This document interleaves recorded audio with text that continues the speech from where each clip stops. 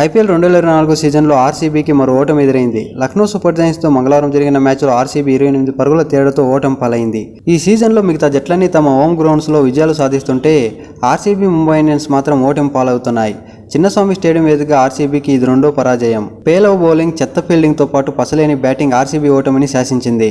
అయితే Lucknow Super Giants vice captain Nicholas Pooran ఇచ్చిన సునాయాస క్యాచ్ను వికెట్ కీపర్ అనుజ్ రావత్ వదిలేయడం మ్యాచ్ను మలుపు తిప్పింది. రిషి టెప్లీ వేసిన 17వ ఓవర్లో ఈ ఘటన చోటు చేసుకుంది. 3 పరుగుల వ్యక్తిగత స్కోర్ వద్ద పూరన్ ఆడిన భారీ షాట్ మిస్ టైమ్ అయ్యి స్క్వేర్ లెగ్ దిశగా గాల్లోకి లేచింది. చాలా ఎత్తులోకి వెళ్లిన ఈ బంతిని అందుకునేందుకు వికెట్ కీపర్ అనుజ్ రావత్, యశ్ దయాల్ పరిగెత్తారు. గ్లోవ్స్ ఉన్న వికెట్ కీపర్ తాను తీసుకుంటానని చెప్పడంతో యశ్ దయాల్ వెనకడుగు వేశాడు. కానీ అనుజ్ రావత్ డైవ్ చేసి కూడా బంతిని అందుకోలేకపోయాడు.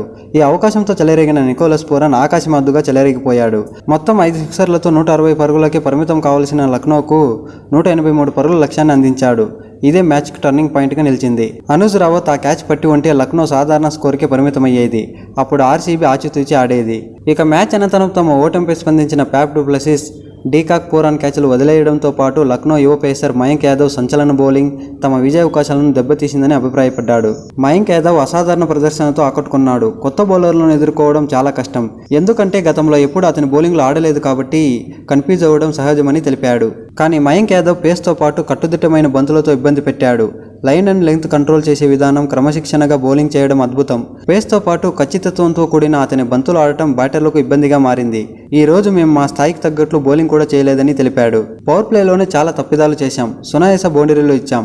ఇక డెత్ ఓవర్స్లో కీలకంగా రాణించి మ్యాచ్ రేసులో నిలిచాం. కానీ పేలో బ్యాటింగ్తో మూల్యం చెల్లించుకున్నాం. సరైన భాగ్యస్వామ్యాలు నమోదు కాకపోవడంతో ఓటమి తప్పలేదు. ఈ ఓటమి తీవ్ర నిరాశకు గురిచేసింది. తదుపరి మ్యాచ్లో సత్తా చాటే ప్రయత్నం చేస్తామని డుప్లెసిస్ చెప్పుకొచ్చాడు. ఇక ఈ మ్యాచ్లో లక్నో సూపర్ జైంట్స్ యువ పేసర్ మయాంక్ యాదవ్ చరిత్ర సృష్టించాడు. ఐపీఎల్ చరిత్రలోనే 3 సార్లు 155 కిలోమీటర్ల కంటే ఎక్కువ వేగంతో బౌలింగ్ చేసిన తొలి పేసర్గా నిలిచాడు. మయాంక్ యాదవ్ కేవలం 2 మ్యాచ్ల్లో 50 బంతులు మాత్రమే బౌలింగ్ చేసి ఈ ఫీట్ సాధించాడు.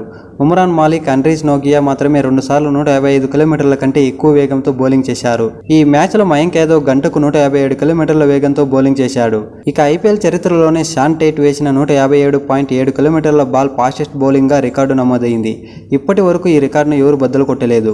అతని తర్వాత లాకీ ఫర్గ్యూసన్ 157.3 కిలోమీటర్ల వేగంతో 2022 సీజన్లో ఫాస్టెస్ట్ బౌల్గా వేశాడు. వీళ్ళ తర్వాత ఉమ్రాన్ మాలిక్, మయాంక్ యాదవ్, ఆండ్రీస్ నోట్ తర్వాతి స్థానాల్లో ఉన్నారు. ఇక ఈ మ్యాచ్లో 4 ఓవర్లు వేసి 14 రన్స్ ఇచ్చి 3 వికెట్లు తీసుకున్న Mayank Yadav man of the match అవార్డును అందుకున్నాడు.